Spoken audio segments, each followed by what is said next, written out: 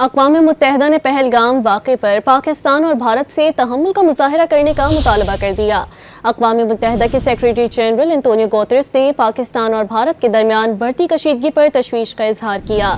Secretary general के तर्जुमान ने अपनी ब्रीफिंग में एक सवाल का जवाब देते हुए कहा कि एंटोनियो गुतेरेस चाहते हैं कि कशीदगी की सूरत हाल को मजीद बिगड़ने से रोका जाए। उन्होंने इख्तलाफात को पुरअमन और बामायने बातचीत के जरिए हल करने की तलकीन कर दी। अक़वाम मुत्तहिदा ने पहलगाम वाक़े पर पाकिस्तान और भारत से तहम्मुल का मुज़ाहरा करने का मुतालबा कर दिया। अक़वाम मुत्तहिदा के सेक्रेटरी जनरल एंटोनियो गुतेरेस ने पाकिस्तान और भारत के दरमियान बढ़ती कशीदगी पर तशवीश का इजहार किया।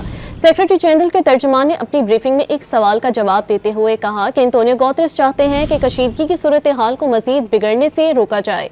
उन्होंने इख्तलाफात को पुरअमन और बामायने बातचीत के जरिए हल करने की तलकीन कर दी।